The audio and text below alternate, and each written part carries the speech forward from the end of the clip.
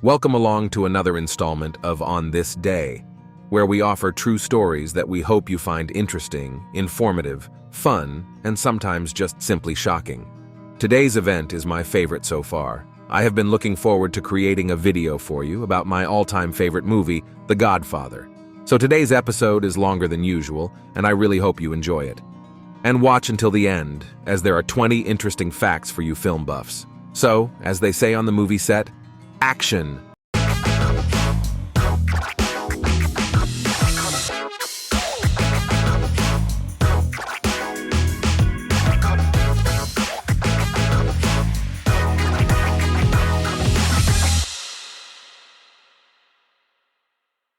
The Godfather, directed by Francis Ford Coppola, is a cinematic masterpiece that defined a generation of filmmaking released.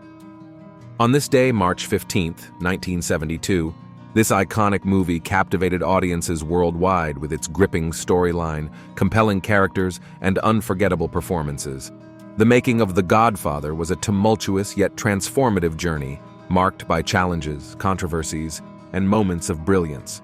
Coppola faced numerous obstacles during production, including studio interference, casting dilemmas, and budget constraints.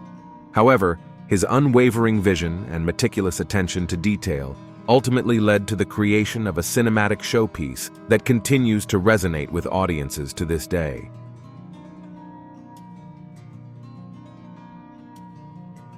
The Godfather film adaptation originates from Mario Puzo's immensely popular novel, which soared to the top of the New York Times bestseller list for 67 weeks, selling over 9 million copies within 2 years of its 1969 release. Coppola and Puzo collaborated closely on the screenplay, crafting a narrative that remained faithful to the source material while adding depth and complexity to the characters. The result was a screenplay that seamlessly blended elements of crime, family, and power, creating a compelling narrative that captivated audiences from start to finish.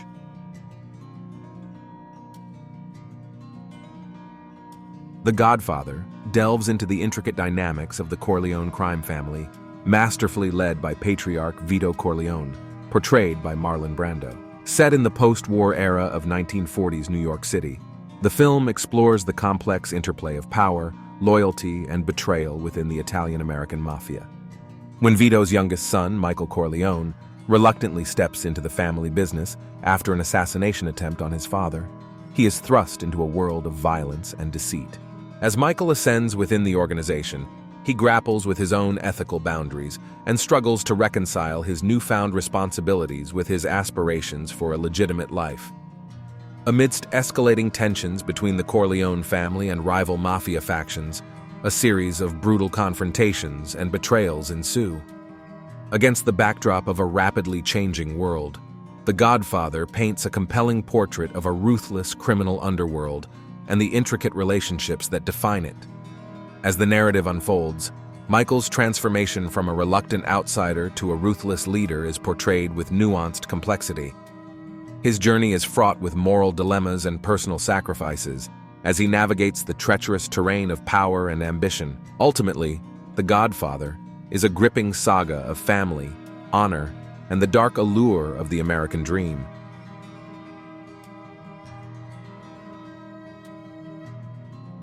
There has always been truths and rumors about the mob having involvement in the movie.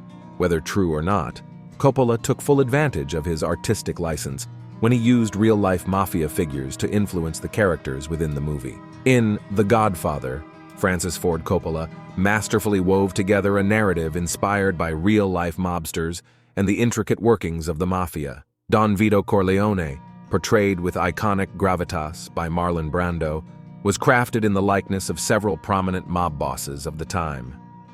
The character's shrewdness and quiet authority echoed the traits of Frank Costello, known as the Prime Minister of the Underworld, and Carlo Gambino, a powerful figure in the Gambino crime family.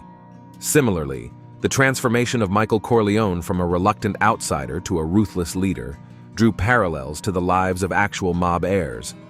Al Pacino's portrayal captured the essence of figures like John Gotti Jr., who struggled with their family's criminal legacy before ultimately embracing it, as well as Vincent Gigante, who famously feigned mental illness to evade law enforcement. Tom Hagen, the Corleone family's trusted consigliere, embodied the role of real-life mob lawyers and advisors, notably Joseph Bonanno, whose legal acumen was instrumental in navigating the underworld's legal challenges. Sonny Corleone, the impulsive and hot-headed eldest son, mirrored the reckless bravado of figures such as Joe Colombo, whose aggressive tactics often led to violent clashes within the Mafia hierarchy. Luca Brasi, the feared enforcer loyal to the Corleones, evoked the ruthless reputation of mob hitmen like Albert Anastasia and Crazy Joe Gallo, whose exploits became the stuff of legend within organized crime circles. Coppola's meticulous attention to detail extended beyond character portrayal to capture the nuances of Mafia dynamics. By infusing the film with elements inspired by real-life events and personalities, Coppola created a cinematic experience that resonated with audiences and offered a compelling glimpse into the clandestine world of organized crime.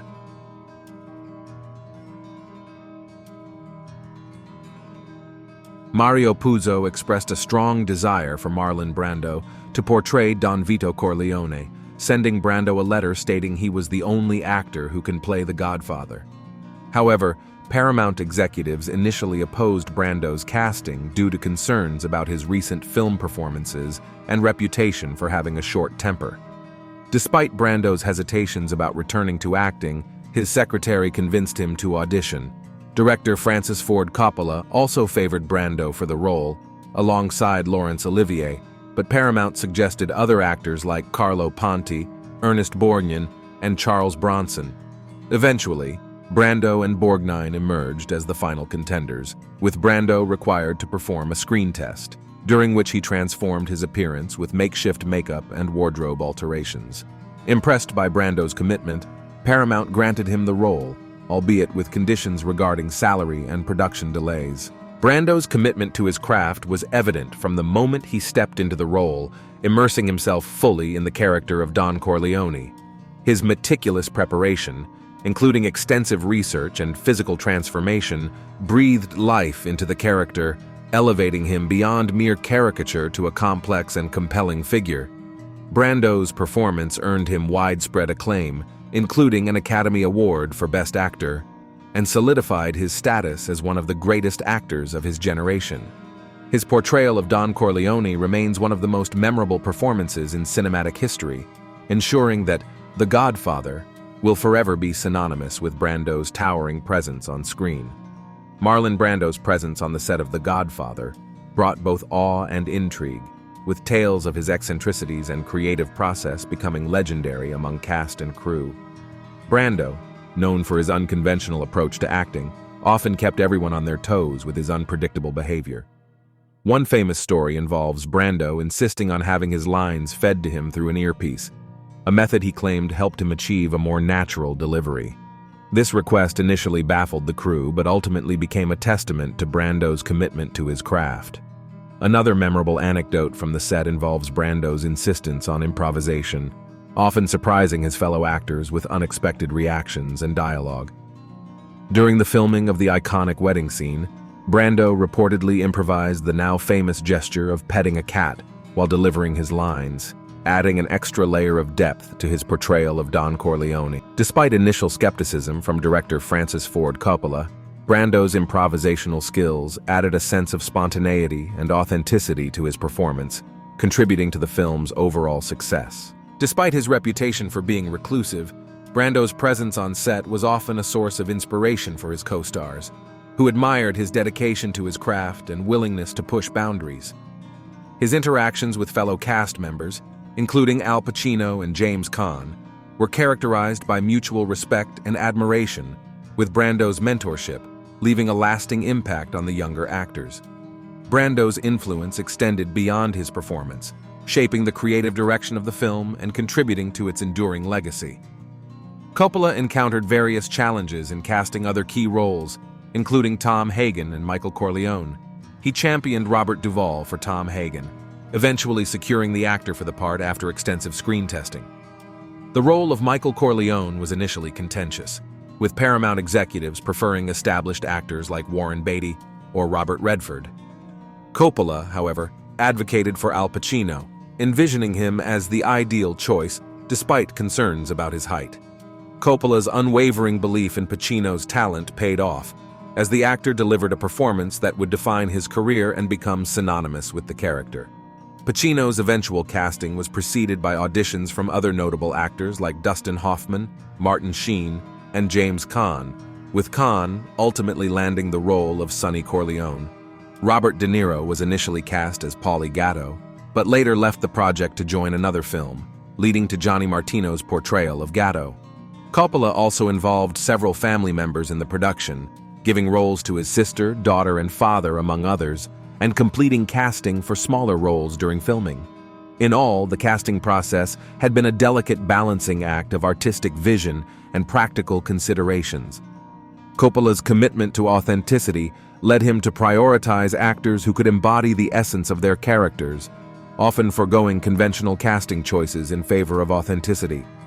The ensemble cast's chemistry was quite evident, with each actor bringing a unique perspective and energy to their role. From James Caan's fiery portrayal of Sonny Corleone to Talia Shire's poignant portrayal of Connie Corleone, each casting decision contributed to the film's rich ensemble of characters. In the end, it was this eclectic mix of talent and vision that elevated The Godfather from a mere film to a cultural phenomenon, leaving an indelible mark on cinematic history.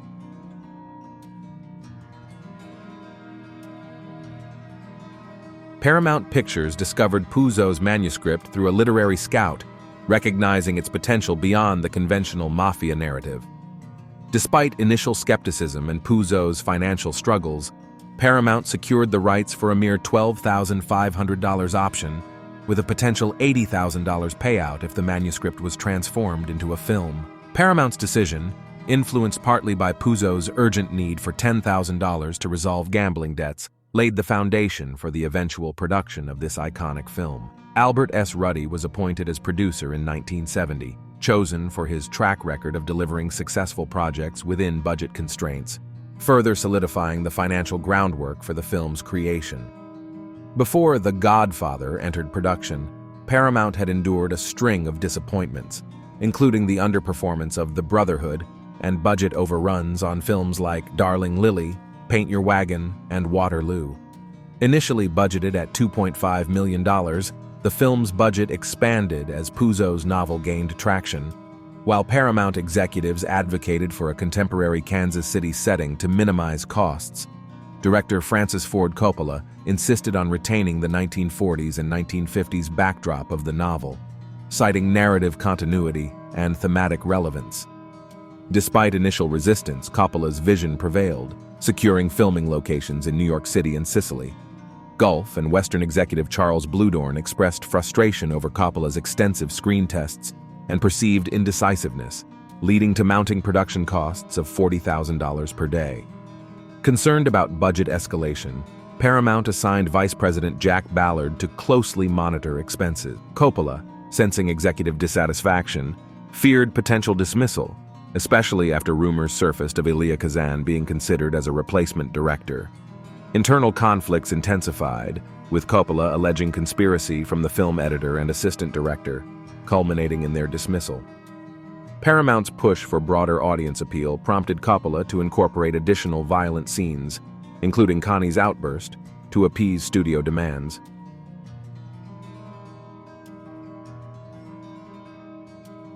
Before the cameras rolled, the cast of The Godfather embarked on a comprehensive 2-week rehearsal period, a crucial step to ensure the seamless embodiment of their characters. This unique process included a memorable dinner event where each actor and actress had to fully immerse themselves in their respective roles for the duration of the meal. Originally slated to commence on March 29, 1971, filming faced an unexpected hiccup due to weather forecasts, predicting snow flurries on March 23rd. Responding to this, producer Albert S. Ruddy decided to reschedule, anticipating potential disruptions from inclement weather. However, despite the forecasts, the anticipated snowfall did not materialize, prompting the advancement of the filming date. Principal photography in New York City commenced on the rescheduled date and continued tirelessly until July 2, 1971, capturing the essence of the city's vibrant yet gritty atmosphere. Following this extensive urban shoot, Director Francis Ford Coppola called for a 3-week hiatus to allow the crew to regroup before venturing overseas to Sicily for additional filming. It was during this period that Paramount Studios announced a strategic decision to push back the film's release, setting its sights on an early 1972 debut. This delay reflected the studio's commitment to ensuring the film's production met the highest standards of excellence, aligning with Coppola's vision for the cinematic accomplishment. The meticulous craftsmanship of cinematographer Gordon Willis played a pivotal role in shaping the visual narrative of The Godfather. Initially hesitant to join the project due to concerns about its perceived chaos, Willis eventually accepted the offer under the condition of eschewing modern filming devices and techniques. Embracing a tableau format, Willis and Coppola masterfully utilized shadows and low light levels to imbue the film with profound psychological depth. Notably, the decision to shoot on location in Sicily added an extra layer of authenticity to the storytelling, capturing the region's rustic charm and evoking a sense of nostalgia. However, one of the film's most iconic scenes, featuring a severed horse's head, stirred controversy, despite the head being sourced from a dog food company. This juxtaposition of realism and theatrics underscored Coppola's commitment to crafting an unforgettable cinematic experience. Throughout the production, the crew meticulously scouted over 120 distinct locations in New York City, meticulously selecting each setting to capture the essence of the narrative. Sicilian towns like Savoca and Forza d'Agro served as picturesque backdrops, enriching the film's visual intimacy with their timeless allure. Post-production efforts were equally meticulous, as Coppola and Ruddy engaged in a thorough process of refining the film's length and content, ensuring every scene contributed meaningfully to the overarching narrative. This dedication to excellence culminated in the completion of the final version in late 1971, setting the stage for the film's highly anticipated release to Paramount staff and exhibitors in the months that followed.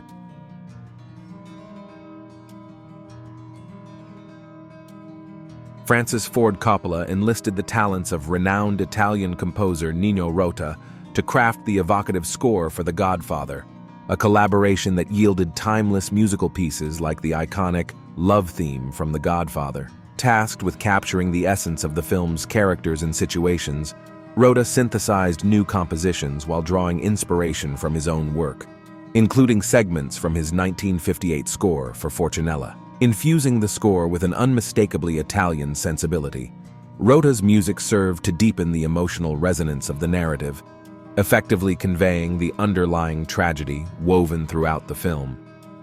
Despite Rota's masterful composition, Paramount executive Robert Evans initially expressed reservations about the score, deeming it too highbrow for the film's purposes. However, Coppola's persuasive efforts ultimately convinced Evans to embrace Rota's musical vision, recognizing its integral contribution to enhancing the film's immersive experience. Coppola himself lauded Rota's compositions for their ability to infuse the film with an authentic Italian ambiance, further enriching its cultural resonance. In addition to Rota's work, Coppola's father, Carmine Coppola, made noteworthy contributions to the film's music, particularly with the lively tunes performed by the band during the memorable opening wedding scene. This collaborative effort underscored the meticulous attention to detail that characterized every aspect of The Godfather's production, ensuring a cohesive and immersive cinematic experience for audiences worldwide.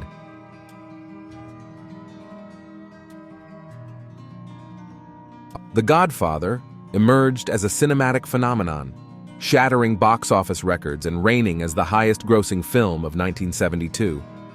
Its remarkable success was evident from its opening day, where it raked in $57,829 across 5 theaters, buoyed by a strategic increase in ticket prices from $3 to $3.50. The film's popularity soared in New York, with weekend ticket prices climbing to $4 and showings escalating from 4 to 7 times a day, resulting in a staggering weekend gross of $240,780 in the city alone. Across the border in Toronto, the film amassed $61,615 in its opening weekend, contributing to an impressive nationwide debut gross of $302,395.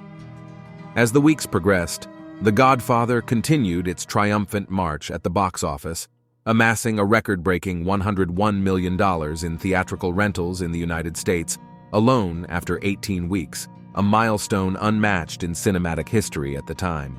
The film's unparalleled success bolstered Gulf and Western Industries, Inc., the parent company of Paramount, catapulting its earnings from 77 cents per share to a remarkable $3.30 per share for the year, as reported by a Los Angeles Times article dated December 13, 1972. Overseas, The Godfather replicated its domestic triumph, accumulating a staggering $142 million in worldwide theatrical rentals, solidifying its status as the highest net earner globally. With subsequent re-releases since 1997, the film's worldwide box office receipts have soared between $250 million and $291 million, cementing its legacy as one of the top-grossing films of all time, even when adjusted for ticket price inflation in North America. And finally, despite the challenges and controversies surrounding its production, The Godfather was an unparalleled success upon its release.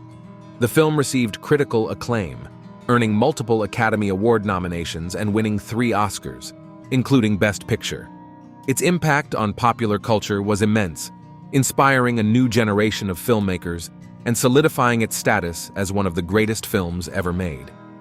In the 50-plus years since its release, The Godfather has become a cultural phenomenon, spawning sequels, spin-offs, and countless homages in film, television, and literature. Its enduring legacy is a testament to the talent and vision of Francis Ford Coppola, who defied the odds to create a cinematic classic that continues to captivate audiences more than 5 decades after its release. And as promised, here are 20 facts you may or may not know about the Godfather movie. The film's budget was originally set at $2.5 million, but eventually exceeded $6 million.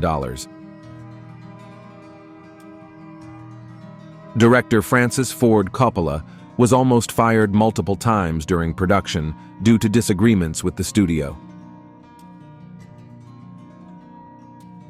The cat that appears in the famous scene with Brando as Don Corleone was a stray found on the Paramount Studios lot.